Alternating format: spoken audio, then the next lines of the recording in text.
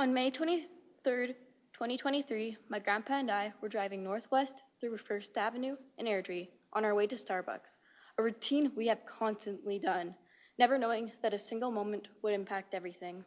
That day, an unexpected car accident altered the course of my life. My family and I spent 2 years going to physiotherapy, therapy, and doctors trying to relieve the pain I felt.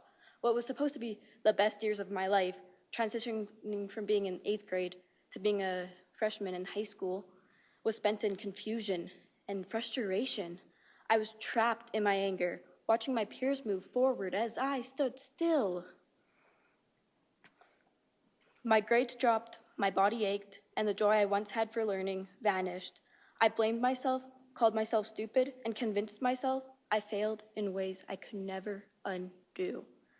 That accident changed me, and it left me with scars I couldn't erase, no matter how hard I tried. I would never be the girl I once was. And yet, through every difficult moment, my family stood by me. My parents, grandparents, and teachers saw something in me that I couldn't see in myself: resilience. They refused to let me fade into the self-doubt and reminded me that setbacks don't define a person. How they rise from them does. My parents encouraged me to keep pushing, even when I felt like giving up. They reminded me that healing isn't just about recovery, it's about growth.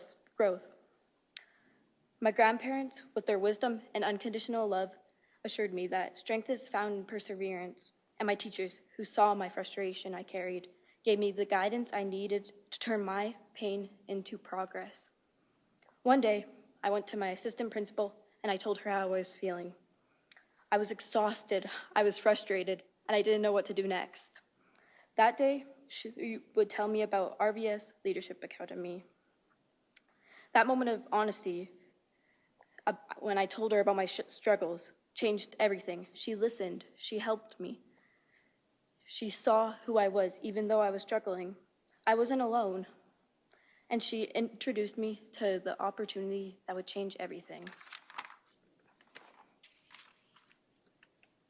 After a long night of filling out the application form with the help of my mom and dad, it was a bit hard as I didn't have the school leadership that year. However, with a talk with my mom, I decided to send my middle school teacher, Mr. Pettiker, an email asking him to be a reference for me.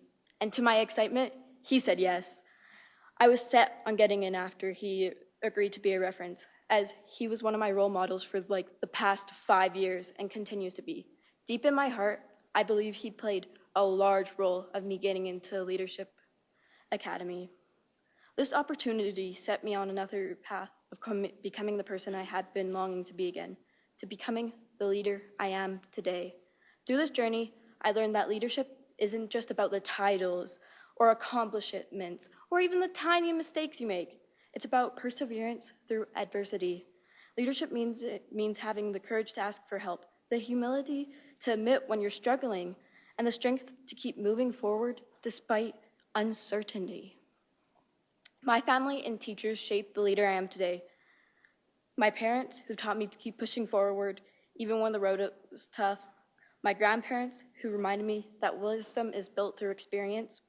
My teachers, who showed me that asking for guidance isn't a weakness, it's a strength.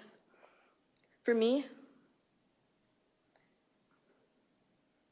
so today, I ask all of you to take a moment to think about the people in your life who have given you the strength in unexpected ways.